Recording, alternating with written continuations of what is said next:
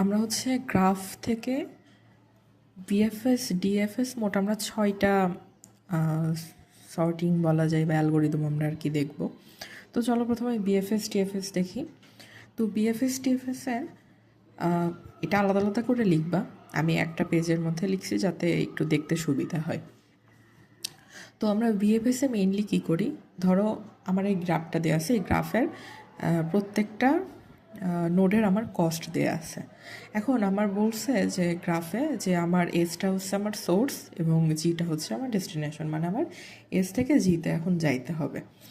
তো আমি কোন কোন ওয়ে দিয়ে যাইতে পারি এটা কথা, যখন আমার ডেস্টিনেশন এসে পড়বে তখন হচ্ছে আমি গ্রাফ আর সার্চিং আমার করার প্রয়োজন নেই, আমরা মেইনলি এখানে ডেস্টিনেশনে যাচ্ছি। তো প্রথমে হচ্ছে আমরা কি করব, সোর্স নোডটা নেব।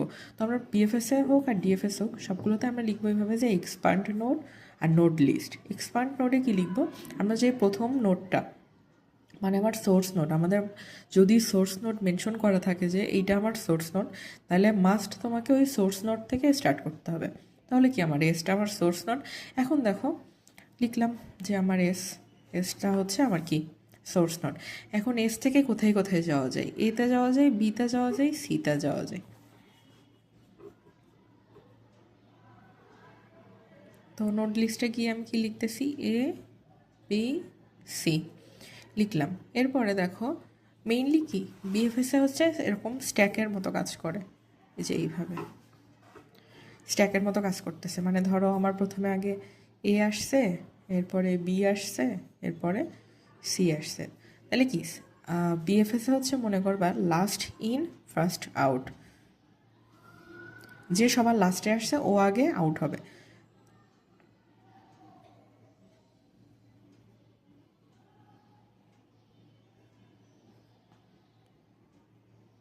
সরি, বিএফএ হচ্ছে FIFO, first in first out, মানে যে সবার ফার্স্টে আসছে ও সবার আগে বের হবে। তাহলে সবার ফার্স্টে কে আসছে, এ ইনসার্ট হয়েছে সবার আগে, তাহলে এ সবার আগে বের হবে এই যে এখান থেকে। তাহলে এ সবার আগে আমি বের করে নিলাম, তাহলে এ লিখলাম এখানে। এখন আমি দেখবো যে এর সঙ্গে কে কে কানেক্টেড আছে গ্রাফে। এর থেকে দেখো জি কানেক্টেড আছে এবং এস কানেক্ট আছে।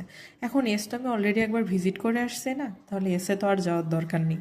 তাহলে আমি কি লিখবো, আমার এখানে কত ছিল, বিসি, এই যে তাহলে আমার এই বিসি ছিল, এরপরে এক্সট্রাভাবে কে অ্যাড হবে, জি। এই যে আমার এখানে এ চলে গেছে, বিসি ছিল, এক্সট্রাভাবে কে অ্যাড হইলো, জি স্ট্যাকে। তাহলে আমি বি সিকে লিখব, সাথে লিখব কি আমার হচ্ছে জি। এবার দেখো এরপরে কে ছিল, বি, তাহলে বি এরপরে হচ্ছে ওই যে বলছিলাম যে ফার্স্টে যে ইন হয়েছে তাহলে ফার্স্টে সে আউট হবে। তাহলে আমার এরপরে কে ছিল, বি। তো লিখলাম এক্সপান্ড নোটে বি। তো এক্সপান্ড নোটে যখন আমি বি লিখছি তখন দেখবো বির সঙ্গে কে কে কানেক্টেড আছে। দেখো বির সঙ্গে কানেক্টেড আছে হচ্ছে জি আর এস। তাহলে হচ্ছে সি জি। এখন আর কি আছে, সি।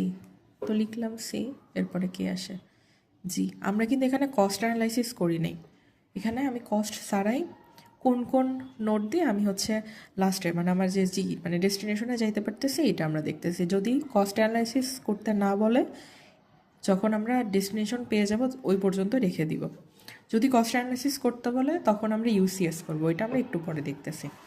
তো এরপরে কি আছে, ডিএফএস। ডিএফএসটা হচ্ছে বিএফএসের ঠিক রিভার্স। ডিএফএসে হচ্ছে আমরা কিউ ইউজ করি। কিউয়ের কাহিনী হচ্ছে এখানে আমরা কি করতেছিলাম, যে ফার্স্টে ইন হচ্ছিল ওকে আমি ফার্স্টে আউট করে দিচ্ছিলাম। আর ডিএফএস হচ্ছে যে লাস্টে ইন হবে ওকে আমরা ফার্স্টে আউট করব।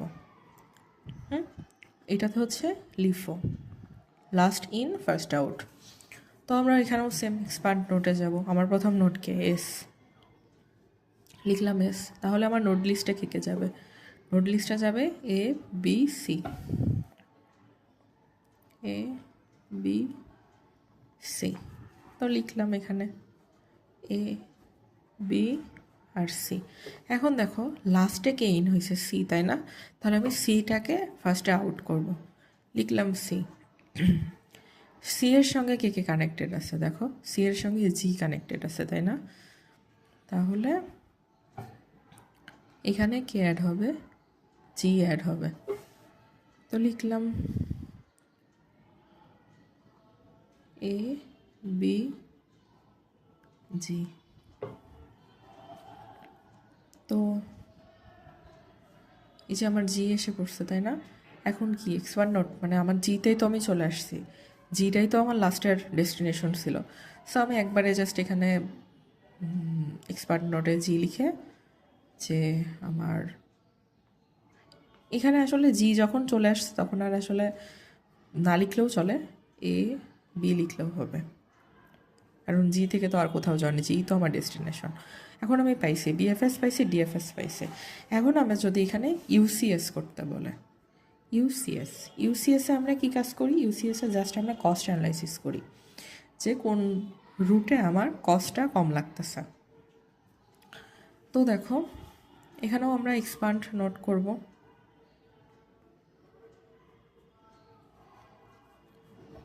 আর নোট লিস্ট করব।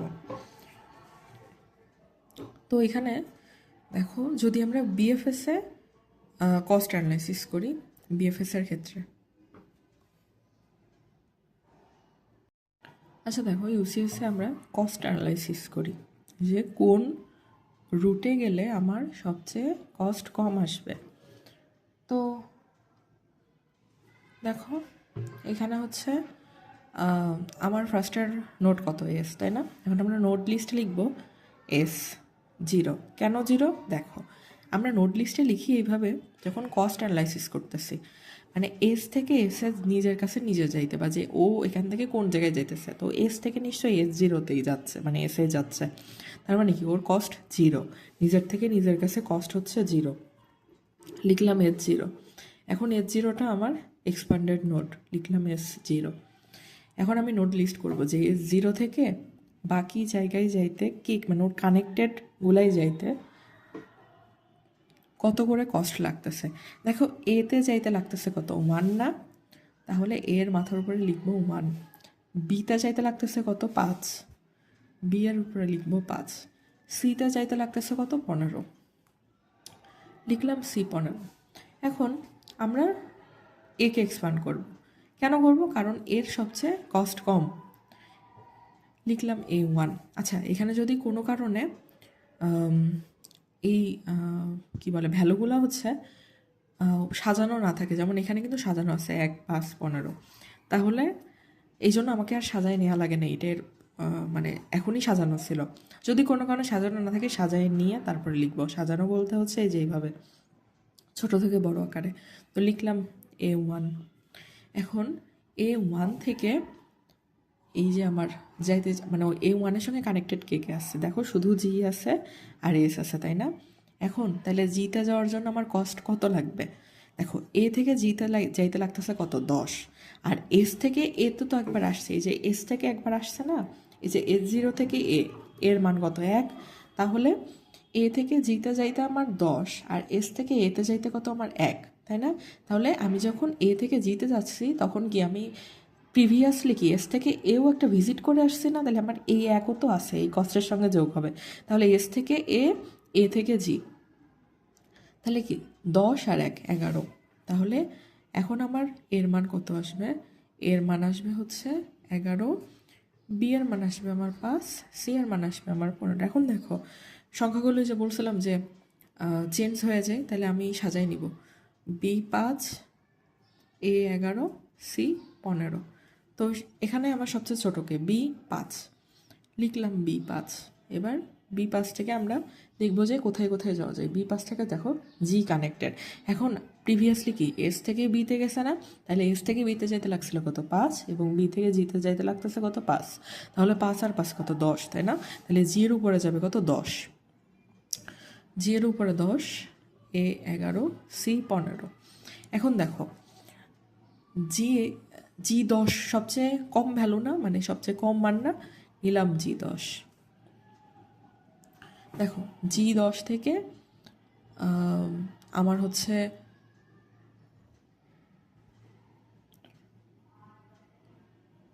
G10টা আমার সবচেয়ে কম ভ্যালু, তাই না?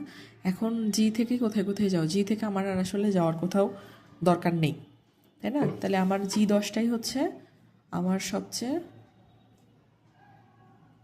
লোয়েস্ট পথ। তার মানে G10টাই হচ্ছে আমার ইউসিএস হিসাবে সবচেয়ে কম কস্টিং পথটা, G10।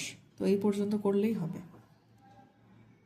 আচ্ছা দেখো, আমি না এখানে লিখতে ভুল করছিলাম যে এটা কিন্তু জি হবে। মানে কি, আমার এ থেকে জিতে যাচ্ছিলাম না, তো আমরা যদি যেটাই যাই ওইটার মানটা লিখি। মানে এ থেকে জি, তাহলে জি আমরা যেটাতে যাই ওর মানটা লিখি। তো এখানে হচ্ছে 10 আর 1 কত 11, এখানে হচ্ছে G11 হবে। এই যে A11 লিখছিলাম, G11।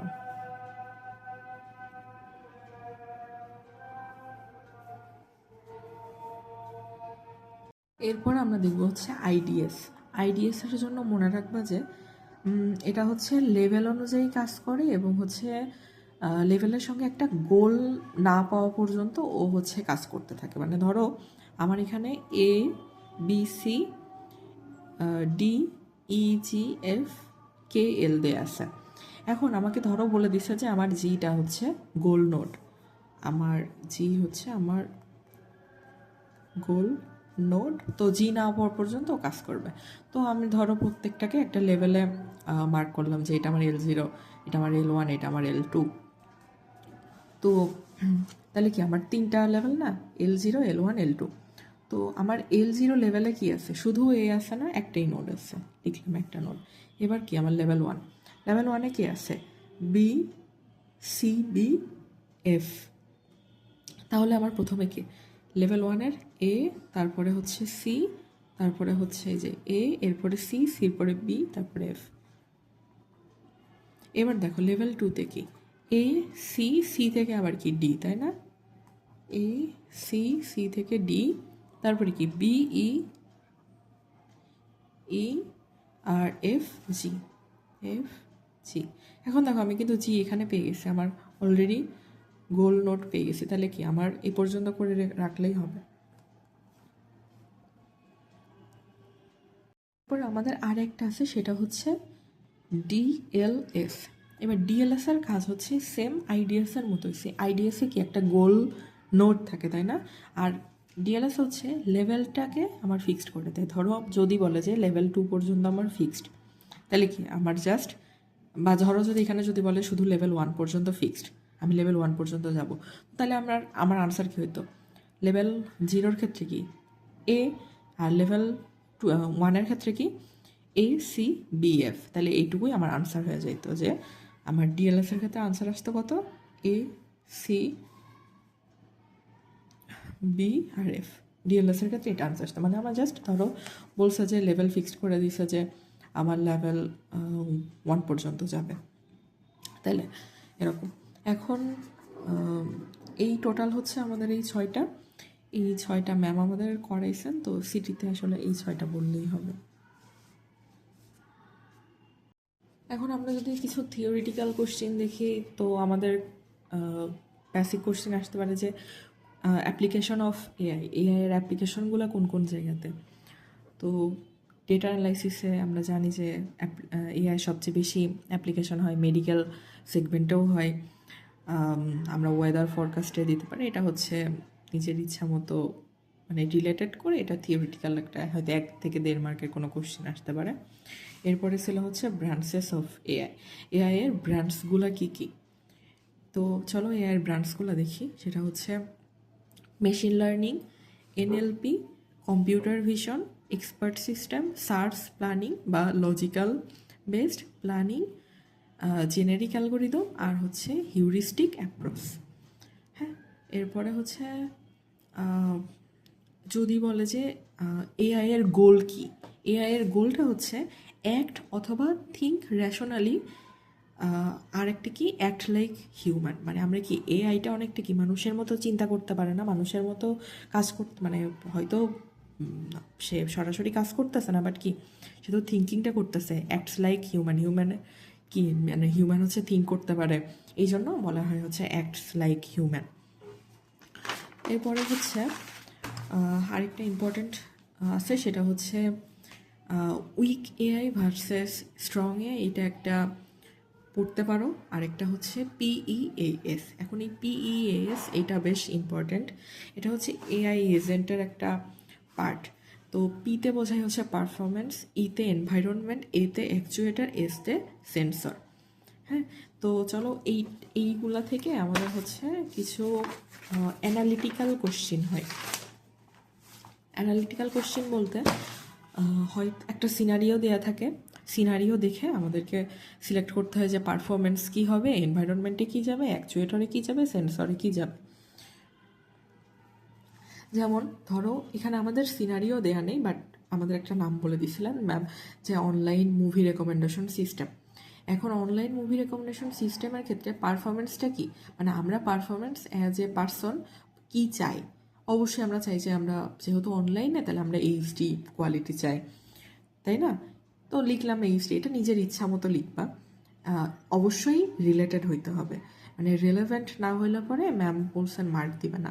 এখন অবশ্যই তো রেলেভেন্ট হইতে হবে। যেমন আমি যদি এখানে পারফরমেন্সের জায়গায় লিখি যে আমার কিবোর্ড বা হচ্ছে আমার মনিটর, তাহলে নিশ্চয়ই হবে না। মানে আমরা পারফরমেন্স কি ডিজার্ভ, মানে কি চাই, নিশ্চয়ই এইচডি চাই, বা এই রিলেটেড অন্য কিছু তোমার যদি মনে আসে তাহলে লিখতে পারো। আমার কাছে মনে হয়েছিল এইচডি। এখন আমরা এনভায়রনমেন্টে কী চাই, এনভায়রনমেন্ট কি, নিশ্চয়ই আমরা কোনো মুভিটা কোনো একটা সাইটে দেখি, সেটা আমরা যেমন এই যে আমাদের হচ্ছে হয় না যে আমাদের এই যে 192 মানে যে আইপি অ্যাড্রেস দিয়ে মুভির বিভিন্ন সাইট আছে না, এই সাইটগুলোতে আমরা দেখি। তারপরে অ্যাকচুয়েটারগুলো কি, অ্যাকচুয়েটার হচ্ছে কি দিয়ে কাজ করে, মানে কোনটা দ্বারা কাজ করে। তো সেটা হচ্ছে যেমন দেখো কি অনলাইন মুভি রেকমেন্ডেশন সিস্টেম, তাহলে কি এটা আমরা হচ্ছে কী আকারে পাই, একটা হাইপার লিঙ্ক আকারে। ওই যে একটা লিখি না যে www ডট ধরো কোনো একটা মুভি নেম .com/সামথিং এরকম, তাহলে কি আমরা হাইপার লিঙ্কে যেয়ে পাই। এখন আমার সেন্সর, সেন্সর বলতে বোঝা হচ্ছে কি দিয়ে কাজ হচ্ছে, মানে আমরা মুভিটা যে দেখতেছি কিসের মাধ্যমে দেখতেছি, কিবোর্ডের মাধ্যমে ধরো দেখতেছি, মাউসের মাধ্যমে দেখতেছি, বা আমরা মুভি নেমটা দেখতেছি মানে জানতেছি। তো এই জন্য হচ্ছে আমরা সেন্সর দিছি হচ্ছে যে কী দিয়ে কাজ করে। ধরো এরকম আরও যদি দেখা যায় তাহলে হচ্ছে ম্যামের যে স্লাইডগুলো আছে, স্লাইডগুলোতে কিছু এই টাইপের হচ্ছে কিছু প্র্যাকটিস প্রবলেম দেওয়া আছে, ওইগুলো দেখতে পারো। তারপরে হচ্ছে টাইপস অফ এজেন্ট, এটাও দেখতে পারো। বা আরেকটা আছে হচ্ছে এনভায়রনমেন্ট। এখন এনভায়রনমেন্টের কিছু যে কয়েকটা পার্ট আছে, যেমন হচ্ছে observable versus partially observable, static versus dynamic, discrete versus continuous, episodic versus sequential, deterministic versus